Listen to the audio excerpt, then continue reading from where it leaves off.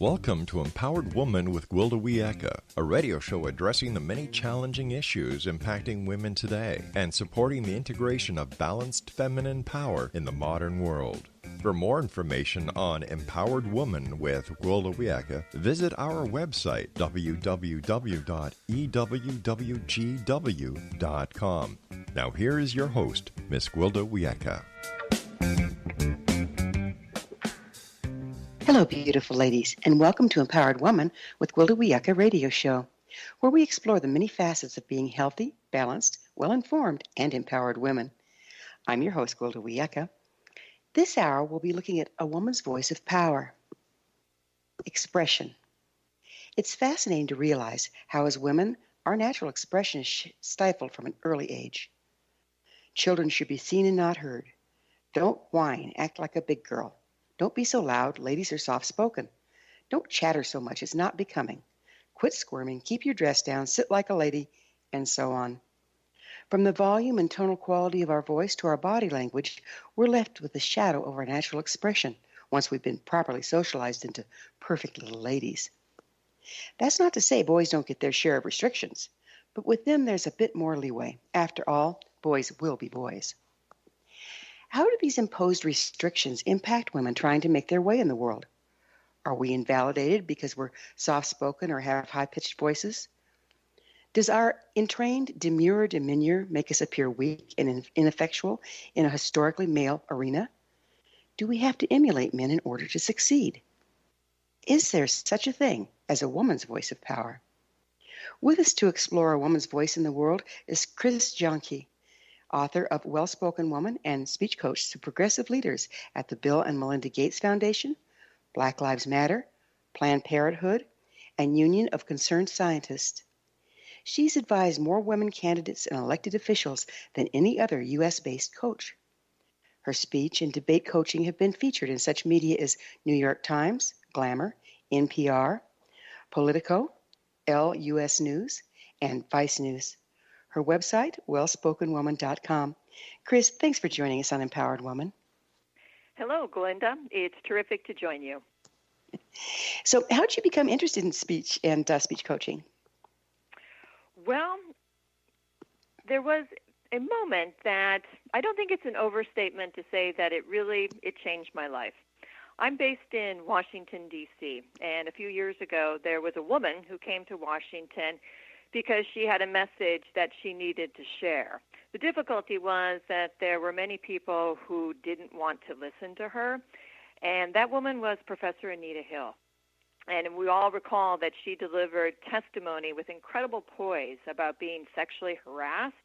And I'll never forget, sitting at home watching the all-male, all-white Senate Judiciary Committee grill her as if she had committed some kind of crime. Well, it really made my blood boil.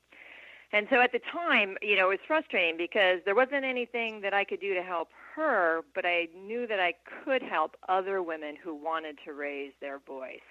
And again, that's really sort of a course direction change in my life. And from then on out, I decided I really want to work with women who want to use their voices to speak out to drive change, and have been doing it ever since. Would you share a bit about your training? Yeah, my background actually is in journalism and news. I started out as a local news reporter in Minnesota, my home state where I grew up, and also have worked in politics. I have been a press secretary and a field organizer out on a presidential campaign, so have always been involved in communications and have been doing the coaching and the training that I do for 20 years now. And you still enjoy it, huh? I do it. This is an unbelievably exciting year for anyone who's interested in women in politics. As I'm sure you've heard, in the United States, we have a record number of women who are running for office and also winning office. So it's a terribly exciting time to be helping women who are seeking leadership. So I'm sorry. What public speaking challenges are specific to women? Well, there are so many. Where should we start? I essentially wrote a whole book about that, and you mentioned many of them in the opening to our talk today. Is there anything in particular that you'd like me to dive into? Sure, just women in general. I mean, very few of us run for office, but I think we all have challenges. What are they? Well, part of the reason why I wrote this book, The Well-Spoken Woman Speaks Out, is because I think we are living in a time where it's transformational, and everyone is asking themselves, how can they contribute? And I think part of what's going on now is that women are tired about having to try to speak out in environments that can be toxic. And so part of what I do in the book is provide tips for women who might be out on the campaign trail, or they might just trying to be heard, in a conference room, in their office place or in their workplace. And so there are all kinds of specific tips, everything from how to handle broviators and mansplainers, what to do when people interrupt you, how you can hold the floor so you, again, can be heard. It seems like these challenges, come at us from both men and women. Women in the audience can be every bit as toxic as the next person. How do you handle that? Well, yes, I think that can be true. And something that I have found in my work, the coaching that I do, because I do work with both men and women, I do find that women tend to be harder on themselves. Let me give you an example of what I mean by that. As part of my coaching, I will videotape people doing practice, whether they're practicing a speech or giving a media interview. And, of course, we play back the tape. And there's a very stark gender difference. When I'm working with a man and we play back his tape and I ask him, how do you think you did? What do you think the man says? Okay. Yeah, or you say, oh, not bad, right? Pretty darn good. If you ask the same question to a woman who's watching herself on videotape, what do you think she says? Oh, I'm too fat for this dress. Exactly. Very critical. And I've actually got a short list. The top 3 criticisms that women use for themselves are, number 1, it always starts with our hair. What happened to our hair? Number 2, oh my goodness, I sound or look like my mother, and I'm not sure if that's a good thing or a bad thing.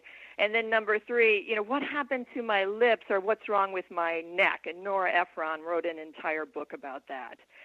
So part of what I try to do is help women actually have a more accurate self-perception, because we tend to be more critical of ourselves. And if we start that cycle of negative self-talk, it can be very difficult to break out of it. So I offer some advice on how women can create a more accurate self-awareness. And there's a tool in the book, and it's called the Self-Awareness Quotient. And it has 4 characteristics so women can actually, again, see themselves more clearly or see themselves as other people see them. What do you think got us so focused on silly little physical things instead of the content that we're trying to deliver? Well, I think that I don't know if you've experienced this, but I certainly have. For far too long, when a woman would speak out, very few people would listen. And I think we know what that feels like, when what you have to say is ignored and having your words discounted or not being believed. And so I think that women in the workplace and on the campaign trail run into many different types of bias and barriers. Our qualifications are questioned, our ideas are met with eye-rolling, sexist or racist jokes are dismissed as simply being jokes or harmless, and after a while, all of this begins to take a toll. Well, to be the devil's advocate, during a while back ago in the Marines, the pilots of the Marines, they had the planes had a woman's voice on their computer, and because they'd done these studies that it'll get a man's attention quicker, they pay better attention when it's a woman's voice than a man's. Why the discrepancy there? Oh, I think that's fascinating. Wow, and that's a piece of good news. Something else I can share with you that's not quite so positive, there's been a lot of research that's been done on women candidates and how they come across to voters. And the research shows the top 3 ways that voters will describe a woman's voice are loud, shrill, and boring.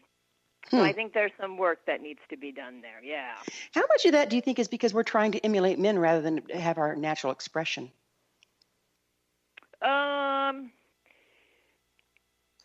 Yeah, I don't know that it's women trying to emulate men as much as people just simply aren't accustomed to hearing and seeing women in positions of leadership. Maybe it reminds them of their mother, huh? Or maybe something like that. Yeah, very interesting. Very interesting. But we don't. You speak of role models, and we don't really have a whole bunch of role models yet of women speaking and delivering. It's getting better, but mostly it's been men. How does a role model help? Well, I'm really glad that you asked that question, because a role model can help in many different ways. There was this fascinating study that was done just a couple of years ago in Switzerland. And what they did is they took two groups of women speakers. And with the first group, they had them speak to a live audience in a room. And on the back wall of the room, there was a large photograph of a woman leader, someone like Angela Merkel, who's a chancellor in Germany, or Hillary Clinton. And the second group of women speakers, they had them speak in the same room, but there was no photograph on the back wall. And the results were really astonishing. The students we're going to have to get into the results of the study, I'm sorry, on another side of a short pause. Chris and I will be back after this commercial break. You're listening to Empowered Woman with Gwilda Wiyaka radio show, EWWGW.com. We're coming to you through the All Women's Radio Network, www.awrn.net.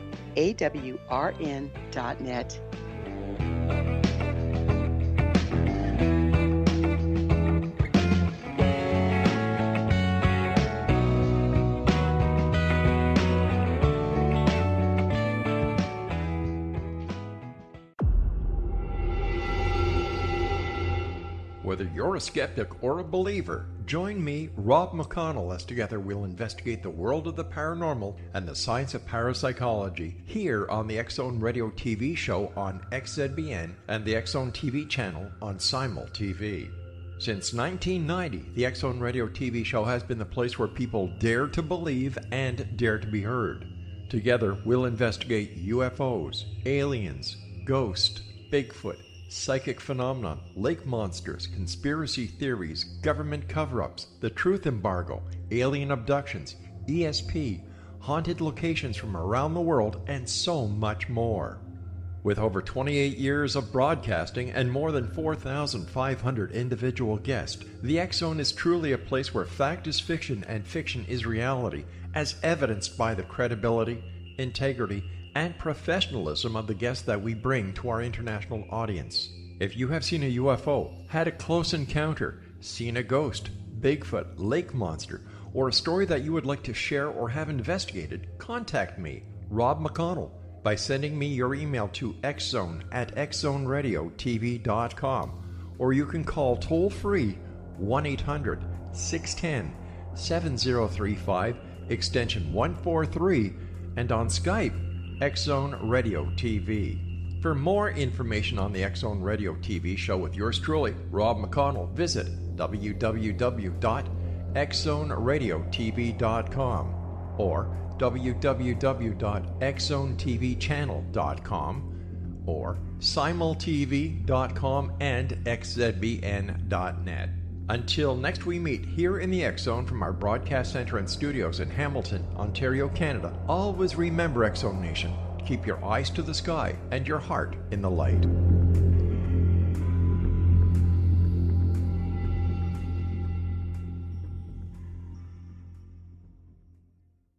You have heard of the X-Zone? Now watch it on Simul TV, plus 500 video games, live TV channels, free video on demand, worldwide, and more.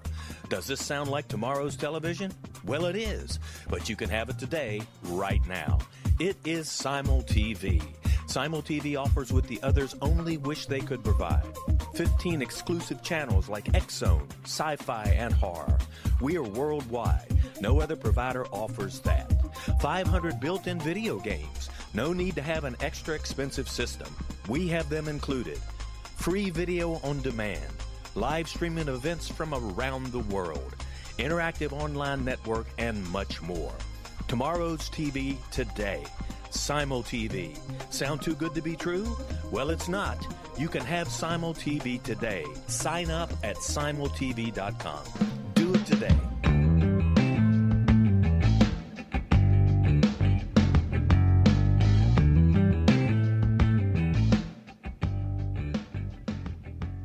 Welcome back. This is Empowered Woman with ELLE radio show dedicated to redefining and empowering the feminine. Remember, past episodes are available on our website, EWWGW.com. I'm your host, ELLE. Our guest this hour is Chris Jahnke. Her website, wellspokenwoman.com. Chris, we kind of left on a cliffhanger. You were describing this really interesting study that had been done. Would you mind continuing? Yeah, thank you so much. It is a fascinating study, and it took a look at the importance of having a role model. So the results of the study, what they found is that the woman who spoke in the room that had a photograph of a woman leader on the back wall spoke longer, which is a sign of confidence and dominance. The women who didn't have that photograph didn't speak as long. And even more significantly, the presence of the photograph positively impacted how the students rated their own speaking skills. They felt more confident, and they felt that their talks flowed much more smoothly. And so it's really interesting, and the researchers concluded by saying that female political role models can inspire women and help them cope with stressful situations that they encounter in their careers, such as public speaking.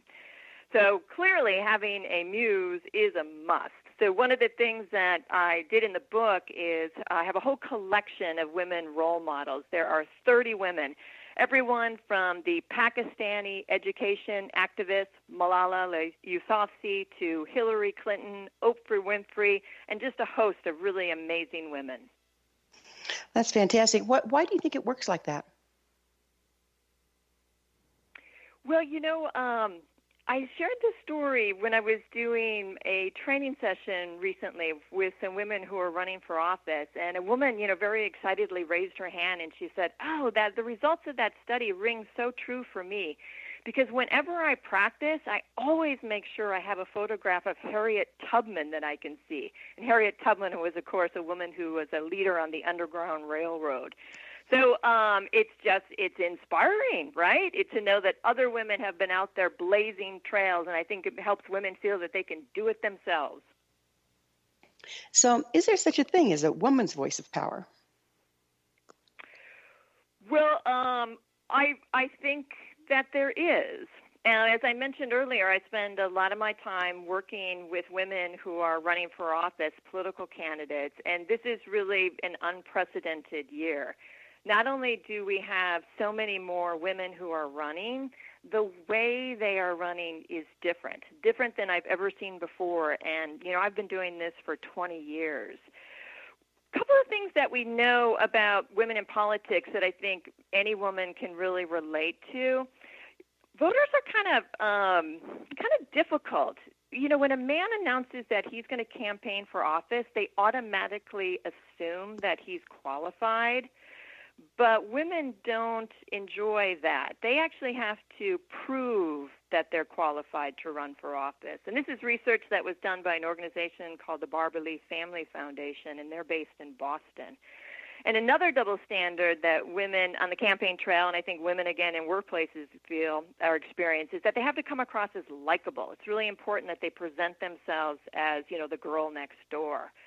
But women today, this election cycle, they're really rewriting the playbook. They're much more comfortable being themselves and talking more about their life experiences. And frankly, I think it's very refreshing. Yeah, it is. It's because when I've seen it again and again and again and again. When a man and woman team work together and they bring what they bring rather than just trying to stay within the old format, it's so much richer and it better serves the people around. And why isn't it the same in politics, that when women can bring something very unique without being invalidated? There's a lot of power in what we have to offer. We're very multidimensional. We think dynamically. We tend to consider the people in the family in a little different way. Can it be a real win-win when we start bringing more women into the politics? Yes, and I think that's what we're seeing. There used to be what we would call the mommy penalty, And voters were very skeptical about women who ran for office who had especially young children. They didn't think that they would possibly, how would they possibly have the time to do a good job of taking care of their children while representing them, right, getting the job done. But the mama penalty is gone. Women on the campaign trail right now are sharing their lives as moms, as daughters, as sisters, and partners. There was a woman in Wisconsin who ran for governor, and governor, being a chief executive position, did something we'd never seen before. In an ad that her campaign produced, she showed herself breastfeeding. And part of the reason why she did that, because when she was a state legislator, she was very effective in banning toxic chemicals that are found in plastic that go into things like children's or babies' sippy cups. So again, we're seeing women being able to share the whole of their lives. And I think of them as 360-degree candidates. That's fantastic. And we're seeing this across the board. Men are much more involved in raising the children, and I think everybody benefits. So it makes sense that we'd bring it into the leadership as well. What all is involved in being a well-spoken woman? Well, I think there are really three key components. Number one, when I'm working with clients, it's developing a signature style. And that's you being able to be you so that your authentic self comes through. And I think that's what everybody wants. So what I do when I'm working with people is I give them, suggestions on body language, and as we were talking earlier about how they can maximize the voice. But at the end of the day, I want to help them allow their own personality to shine through. So that's the first part of it, and the two other pieces of the equation are secondly, having a message that's tailored to the audience that you want to reach, so you're speaking to their interests. And then thirdly, it's being able to speak with confidence, being self-assured. So those are really the three: a signature style, a synchronized message, and being self-assured. I'm glad you said what you did about letting the person's personality shine through, because I don't know about you. You've listened to more people than I probably, but if I'm listening to somebody that's very eloquent, their speech is carried, their breath is perfect, they're well prepared, and there's no heart and none of them in it, I just go to sleep. Yeah, my favorite speech this year, because I have a long list, but for 2018, was the very powerful acceptance speech that Oprah Winfrey gave at the Golden Globe ceremony. Now, obviously, she's someone who's been in media for 40 years, so she's very experienced and knows what she's doing. But that night when she stood on that stage, it was clear, that she was really speaking from the heart. And it touched me and it touched millions of people. So I absolutely agree with you. Mm-hmm. Yeah, and she's always been that way, hasn't she? Yeah, just amazing. What part does body language play in public speaking? You mentioned it. Oh, yeah, it plays a lot. Generally speaking, I think, women, we tend to be space savers. We sort of become smaller when we're on stage. And, again, generally speaking, men tend to be space consumers. They take up a lot of space. So one of the things that I work with in terms of body language that's really important is helping women adapt what I call an assured stance, standing up tall, shoulders back, head up, eyes on the audience, so they stand and look like a leader, so that they have what I call podium presence. So there's things that you can do with simply your standing posture, your hand gestures, eye contact. All of the nonverbals make a difference. And again, don't you have to have genuineness behind them, even though they're trained? Yes, and that's where practice makes all the difference in the world. Here's my little shock and awe statistic that really throws people for a loop, because oftentimes people ask, well, how much should I prepare? How much time does it take? Well, preparation is really queen, and here's the equation for that. When I'm working with someone and we're preparing for a big presentation or a talk that's really important to them, the general rule of thumb is for every minute that you plan to speak, you really should have spent an hour preparing. Now, most people will gasp at that and go, oh, my goodness, how would I spend that time? And it comes down to the writing. Most of the time that I spend prepping with clients, we're writing, rewriting, because there's a big difference between, most of us spend a lot of our time writing for the eye, but you need to know how to write for the ear. So that takes up a lot of that preparation time as well as rehearsal, practicing out loud. Because I'm sure that you've experienced this, Melinda. You can have something on paper and it looks great, but when you start to speak it out loud, suddenly it doesn't sound as good as you thought it would. So you need time to make those revisions. So you can't prepare for the big speech the night before. You got to plan farther in advance. We're just about out of time in this segment, but I wanted to bring up something we could dance with, and that's it's all great, well and good to have a great script going, but what happens when you have a toxic person in the audience, or you really have to go off script? How do you prepare for that? Well, there are any number of things that you can do, and it depends on what type of toxic person. There are a lot of people, different ways that people can throw you, off balance. Sometimes people will try to talk over you. Sometimes there will be hecklers. But, yeah, there are different techniques depending on what the disruption is. And so do you train people in that so that they have those in their toolkit, so to speak, in case it comes up? Yeah, for example, it can be very unnerving to be interrupted while you're trying to make a point, particularly, at work, sitting around a conference table. And most people, when they're interrupted, they'll react one of two ways. Number one, we're going to have to talk. We're going to have to talk about those tools on the other side of another short pause. Chris and I will return to our discussion. So stay with us. We'll be right here after the commercial break. This is Empowered Woman with Gwilda Wiyaka Radio Show, EWWGW.com, coming to you through the All Women's Radio Network, AWRN.net.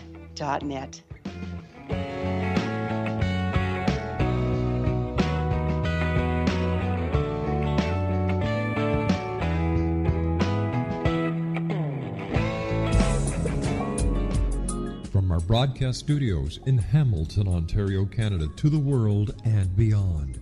You're watching the X-Zone Broadcast Network, www.xzbn.net.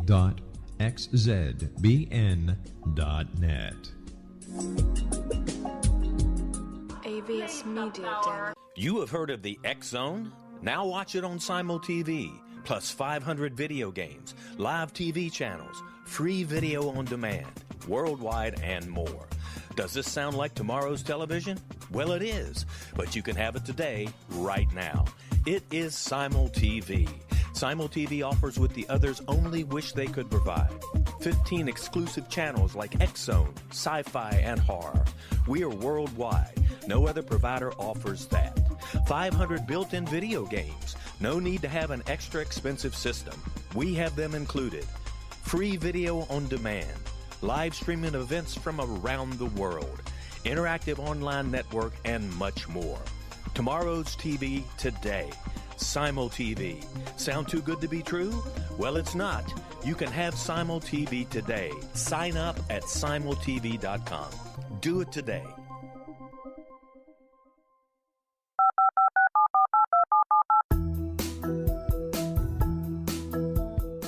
Did you know that when you're on the road with limited data or Wi-Fi, you can still listen to the X-Zone Radio Show with Rob McConnell, The Science of Magic with Gwilda Wiyaka, X-1, Dimension X, Space Patrol, and every minute of the X-Zone Broadcast Network by calling 213-401-0080, courtesy of Audio Now. No smartphone, app, or internet needed. It saves your data plan, and it's free if you have unlimited minutes. Call 213-401-0080 to listen on any phone, anytime, anywhere. Remember 213-401-0080 for the best of the paranormal, parapsychology, and sci-fi radio programming anywhere, 24/7, 365.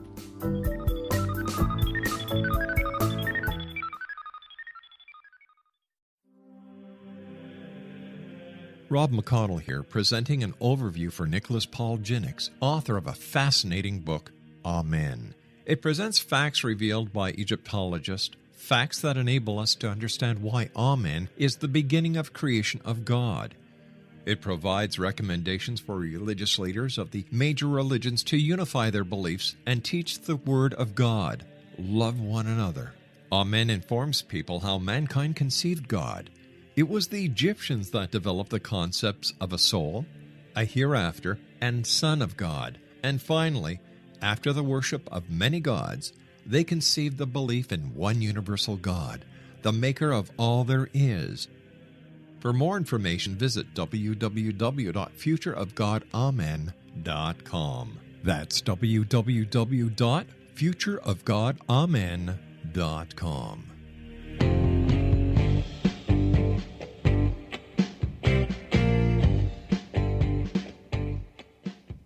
Welcome back. This is Empowered Woman with ELLE radio show, EWWGW.com.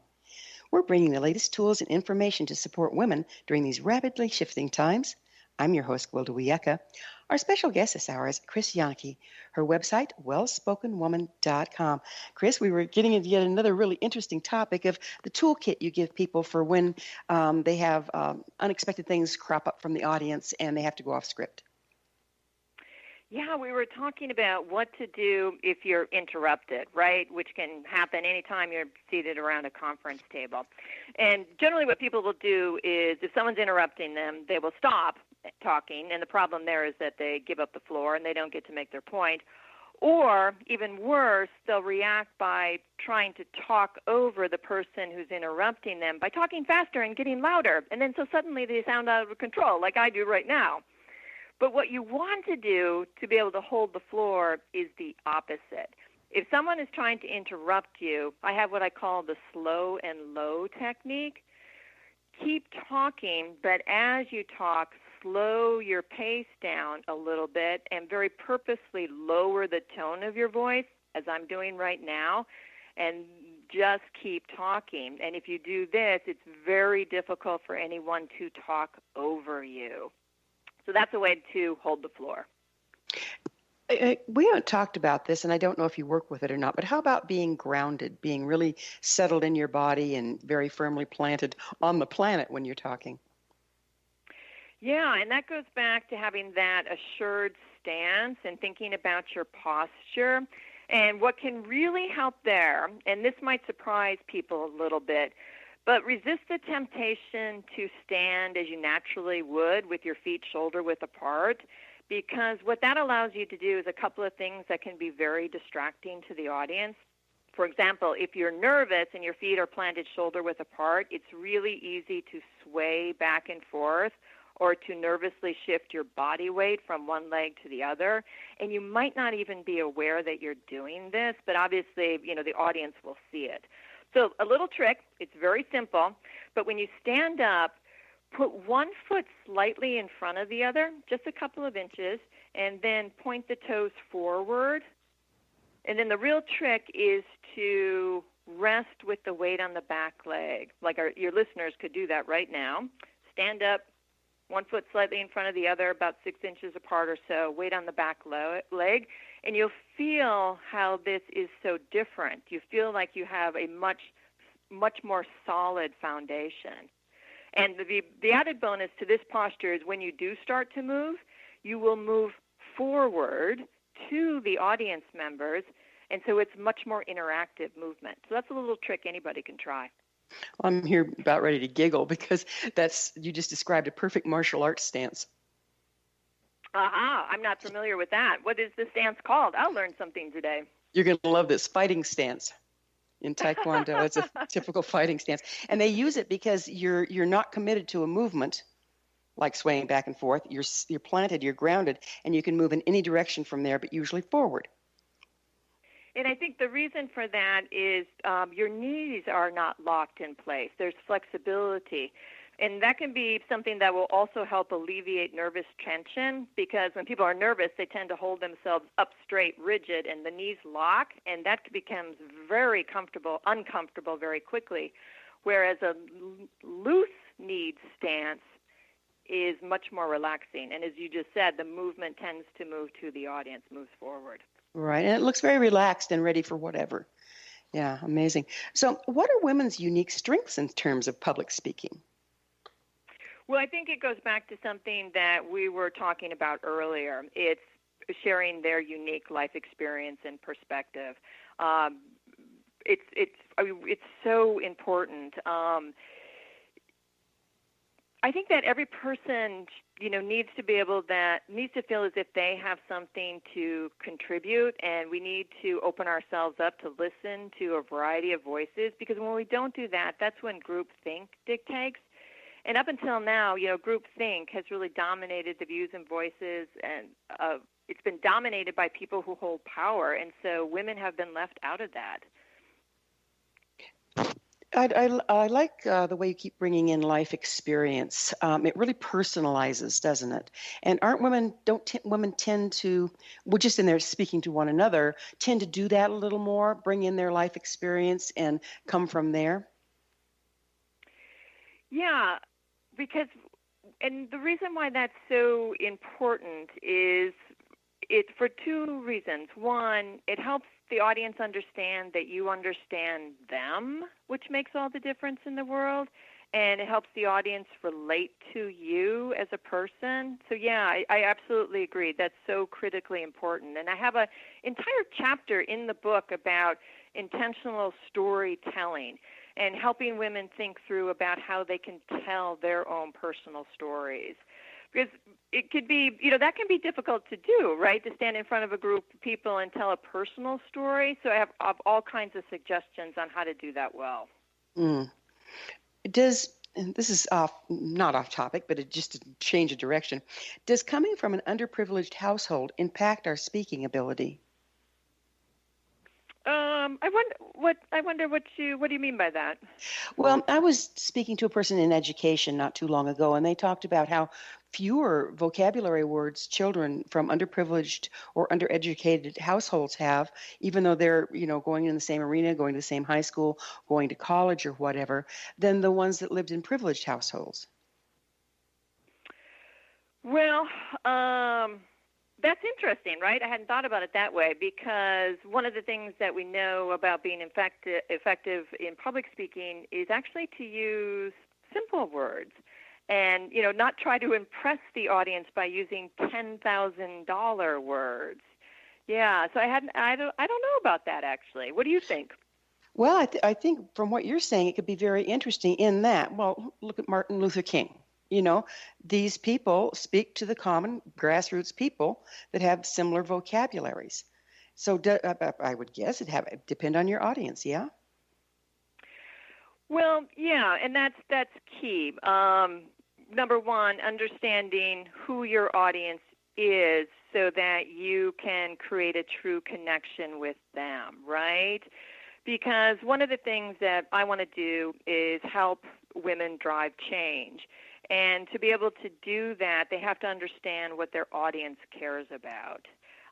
So one of the things to do is to really research the audience, spend a lot of time understanding who are the people in the room and what do they care about, so you can meet them where they are. That's really important.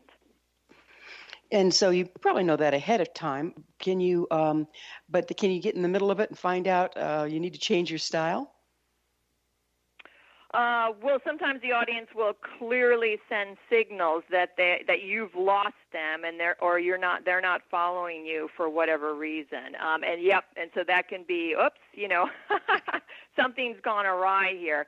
But, it can be difficult to change up mid-speech. That's why doing that preparation in advance is so important. And I mentioned that equation earlier, the 1-to-1. For every minute you speak, spending an hour preparing. And part of that, in terms of the writing, is researching the audience so you really know a lot about them. It seems like two people can speak in much the same tone, volume, cadence, and yet one seems to carry power from within and the other does not. How do you help a person correct that, where they just aren't coming from a powerful place? Well, most people don't recognize that the voice is actually a powerful tool. Anytime any speaker is up in front of an audience, the listeners are taking them in on three different levels. And they're actually, I call them the 3 V's of communication: the visual, body language, and we talked about that a little bit. The verbal is the content, your message, what are you going to say? And then the third V is the voice. So there are a couple of different ways that you can use your voice to help your words and to help the meaning come across much more clearly. And two of the most important are, number one, speaking pace, rate of speech. For people who get nervous, and that's everybody, right? Everybody gets nervous before any presentation. That will affect their speaking pace, and they tend to speak more quickly than they normally would. So what we're shooting for in a public speaking situation is a conversational rate of pace. And that's not something that's arbitrary. You can actually measure it. A conversational rate of pace is about 140 words per minute. And people may wonder, well, where does that number come from? That's about how fast broadcasters like yourself, deliver news or make announcements on the radio or on television. So a conversational rate is key. And then the second vocal technique that's really important, it is the thing that most speakers don't do enough of, and when they do it, they don't do it long enough, and that's the pause. Now, we don't like pauses on radio because that's dead air, but pauses are really important when you're talking to a live audience in a room with them because they give the listeners an opportunity to absorb the meaning of what it is that you've just said. Because most presenters lose sight of the fact that the audience members, they don't have a copy of your remarks in front of them. So they need that little bit of a time. And, what are we talking about? 2 seconds, maybe 3 seconds? To actually reflect on what it is that the speaker has just said. So pace and using pauses, 2 ways that people can maximize the quality of their voice. And then how about pitch? Is that in there? Yeah, pitch is important. And, as I mentioned earlier, that technique, slow and low, the voice of authority is generally defined as a lower tone. Well, we're going to have to pick up on voice of authority on the other side of a commercial break. Chris and I will be back shortly to continue our exploration, so don't leave us now. You're listening to Empowered Woman with Gwilda Wiyaka radio show, EWWGW.com. We're coming to you through the All Women's Radio Network, AWRN.net.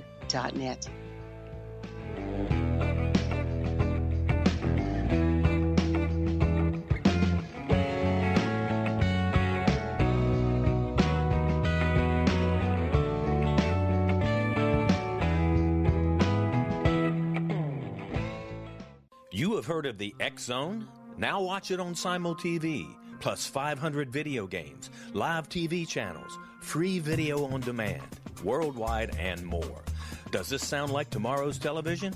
Well, it is, but you can have it today, right now. It is Simul TV. Simul TV offers what the others only wish they could provide. 15 exclusive channels like X Zone, sci-fi, and horror. We are worldwide. No other provider offers that. 500 built-in video games. No need to have an extra expensive system. We have them included. Free video on demand. Live streaming events from around the world. Interactive online network, and much more. Tomorrow's TV today. Simul TV. Sound too good to be true? Well, it's not. You can have Simul TV today. Sign up at simultv.com. Do it today.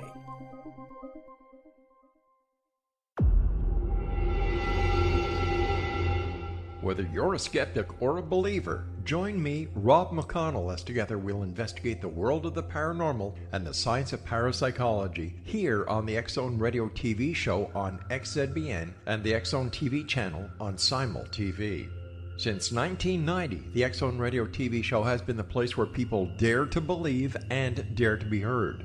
Together, we'll investigate UFOs, aliens, ghosts, Bigfoot, psychic phenomenon, lake monsters, conspiracy theories, government cover-ups, the truth embargo, alien abductions, ESP, haunted locations from around the world, and so much more. With over 28 years of broadcasting and more than 4,500 individual guests, the X Zone is truly a place where fact is fiction and fiction is reality, as evidenced by the credibility, integrity, and professionalism of the guests that we bring to our international audience. If you have seen a UFO, had a close encounter, seen a ghost, Bigfoot, lake monster, or a story that you would like to share or have investigated, contact me, Rob McConnell, by sending me your email to xzone@xzoneradiotv.com, or you can call toll-free 1-800-610-7035, extension 143, and on Skype, X Zone Radio TV.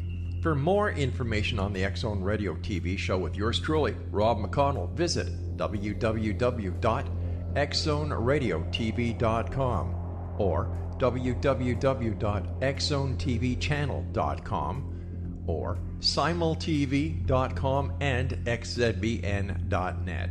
Until next we meet here in the X Zone from our broadcast center and studios in Hamilton, Ontario, Canada, always remember, X Zone Nation, keep your eyes to the sky and your heart in the light.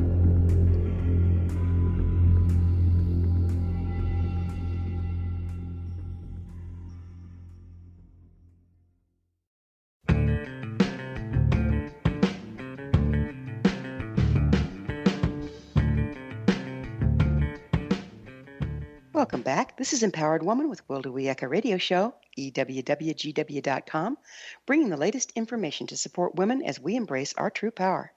I'm your host, Gwilda Wiyaka. I always love suggestions from my listeners. Email me, Gwilda at EWWGW.com, and share what's on your mind.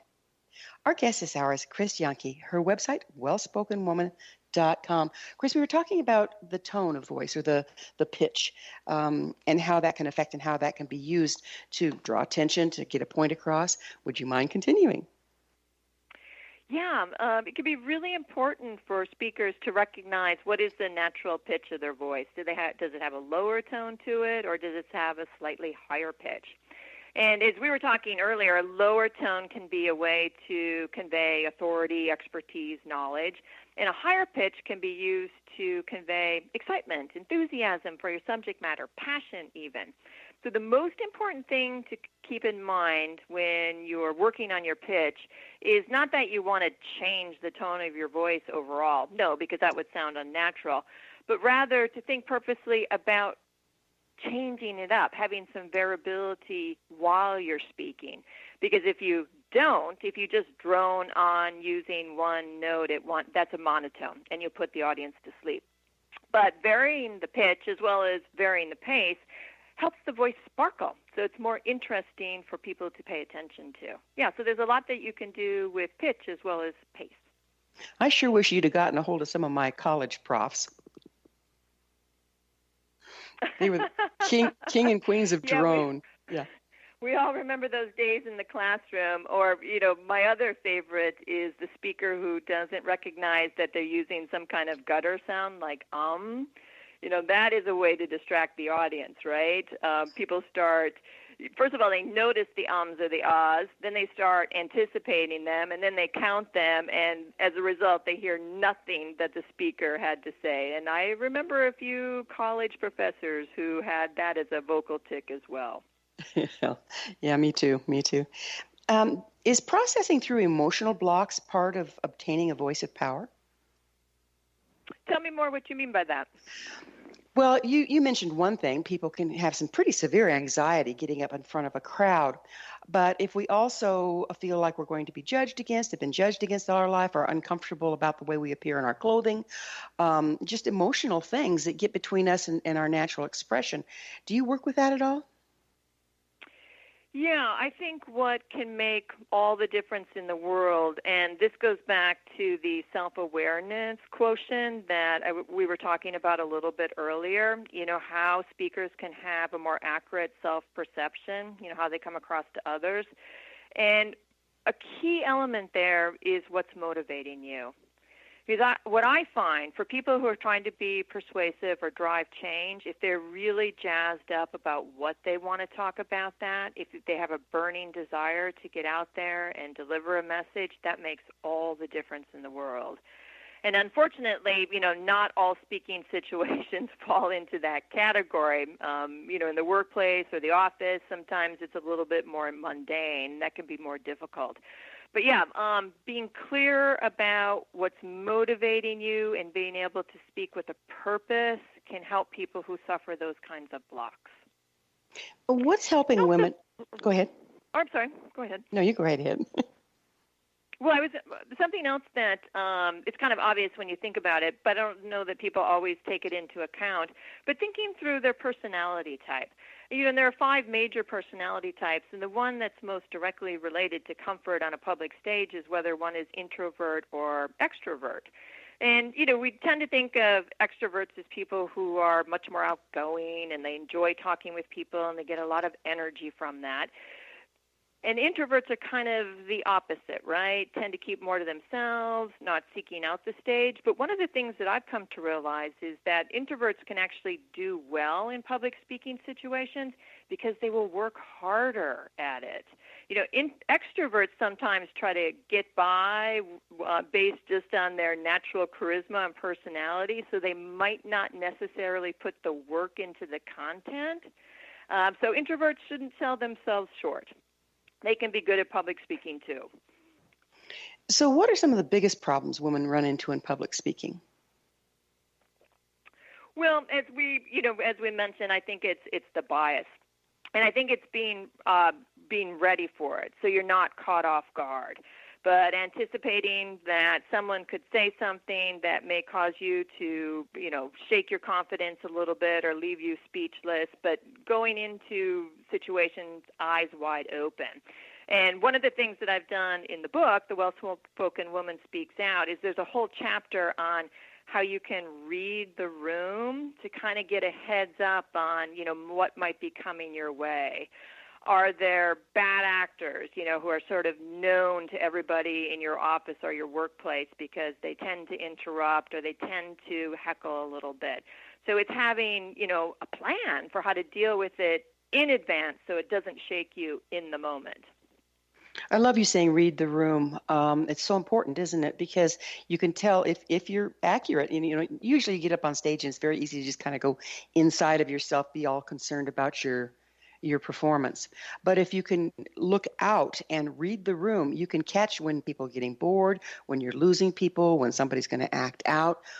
How do you make that switch from being internal and scared to death and being able to just really reach out and read the room without getting distracted? Well, nothing beats experience. And, one of the things that I suggest with the people that I work with who are more nervous or experience stage fright to a, higher degree is to look for ways to practice that are a little bit lower risk. And there are any number of ways to do that. Some people like Toastmasters, which is an international organization, and they have chapters all over the world. And people get together, generally during the lunch hour, just to practice their public speaking. And what's great about an organization like that is that everybody's there because they want to improve their skills, and so they'll give one another constructive feedback. Another way to practice, which can, in a low-pressure situation, look for opportunities in your personal life. At the baby shower, you can be the person who stands up and says something about the mother-to-be, or offer to give a toast at a wedding. Yeah, so those types of situations give you a chance to get up in front of an audience, to learn to read an audience, and with not so much at stake, because doing it in family and friends, they're going to support you no matter what. How do you see women's lives changing as a result of becoming well-spoken, regardless of career or lifestyle? Oh, I think that it's definitely helping women move into positions of leadership. Again, I spend so much of my time working with women who are running for office, and it's so exciting. All these women who are running out there on the campaign trail, telling their stories, they're actually being wonderful role models. And it's so exciting. We have younger women who are running for office, and we need that infusion that they, the energy, the vitality, the life experiences they bring to it. How do you see our world and leadership changing as a result of well-spoken women entering the political arena? Well, we are in this period of transformation, and I think that we don't know yet, right? We don't know. But I think that, just to give you an example, one example from politics, running for governor is a difficult thing to do. I think I mentioned this because it's an executive position. This year, there were 61 women who filed to run for governor, compared with 6 women 2 years ago. And in the history of the United States, there have only ever been 39 women who've been elected governor. My goodness. So stay tuned, right? Isn't that something? Yeah, when you lay those amazing. numbers out, isn't it amazing? Yeah, It's yeah. as difficult for a woman to be elected to a chief executive position as it is for a woman to run a Fortune 500 company. The times are changing, though, aren't they? I hope so. What advice do you have for our young women coming on, wanting to take a place in the world? How can they hold a unique place and carry their gifts along with? Well, I remember something that a wise woman once told me, and it goes to this idea of having an accurate self-perception and not discounting yourself. But if you've been invited into the room, accept the fact that you should be there, right? You shouldn't question that, and you shouldn't hold back. I know myself as a young woman, I was very shy. It wouldn't speak out and wouldn't assert myself. Was constantly questioning, should I be here, and trying to prove myself. So I want young women today to know that, yeah, they deserve to be in the room, and their voice should be valued, and we will all benefit that they're there. Boy, isn't that the truth. And the school is treating them differently, too, isn't it, to support that? I hope so. Yeah, I don't know about the classroom. Yeah. I certainly hope so. Well, we can certainly hope. Well, this has just been absolutely inspiring, and I can't thank you enough for coming on the show. I know a lot of women suffer from the same issue of trying to relearn our natural expression so we carry a voice of power into the world. But unfortunately, we are at the end of our time together. Chris, thanks so much for coming on the show. Thank you. It's been a pleasure. Been a real pleasure. Our guest this hour has been Chris Jahnke, the author of Well-Spoken Woman, who has advised more women candidates and elected officials than any other U.S.-based coach. Her website, wellspokenwoman.com. Remember to join our email family to stay abreast of all the exciting new things we have coming up at EWWGW.com. While you're there, join in on the discussion on our blog. We'd love to hear from you. This has been Empowered Woman with ELLE Radio Show, coming to you through the All Women's Radio Network, www.awrn.net. Until next time, dear sisters, stand in your beauty, stand in your truth, and embrace your power. The world needs you and everything you are.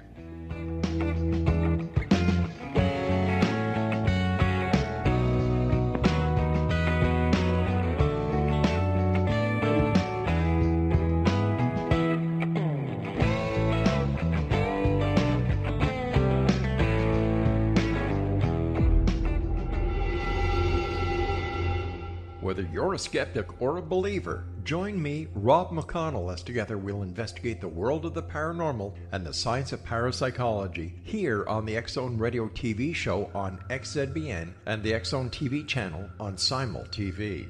Since 1990, the X-Zone Radio TV show has been the place where people dare to believe and dare to be heard. Together, we'll investigate UFOs, aliens, ghosts, Bigfoot, psychic phenomenon, lake monsters, conspiracy theories, government cover-ups, the truth embargo, alien abductions, ESP, haunted locations from around the world, and so much more. With over 28 years of broadcasting and more than 4,500 individual guests, the X-Zone is truly a place where fact is fiction and fiction is reality, as evidenced by the credibility, integrity, and professionalism of the guests that we bring to our international audience. If you have seen a UFO, had a close encounter, seen a ghost, Bigfoot, lake monster, or a story that you would like to share or have investigated, contact me, Rob McConnell, by sending me your email to xzone@xzoneradiotv.com, or you can call toll-free 1-800-610-7035, extension 143, and on Skype, X-Zone Radio TV.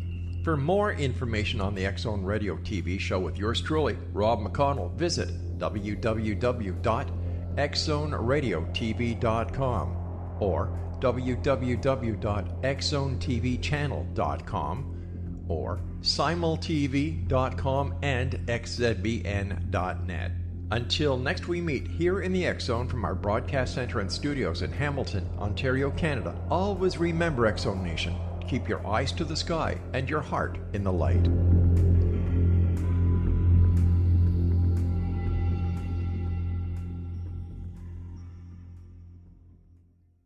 You have heard of the X-Zone? Now watch it on Simul TV, plus 500 video games, live TV channels, free video on demand, worldwide, and more. Does this sound like tomorrow's television? Well, it is, but you can have it today, right now. It is Simul TV. Simul TV offers what the others only wish they could provide. 15 exclusive channels like X-Zone, Sci-Fi, and Horror. We are worldwide. No other provider offers that. 500 built-in video games. No need to have an extra expensive system. We have them included. Free video on demand. Live streaming events from around the world. Interactive online network, and much more. Tomorrow's TV today. Simul TV. Sound too good to be true? Well, it's not. You can have Simul TV today. Sign up at simultv.com. Do it today.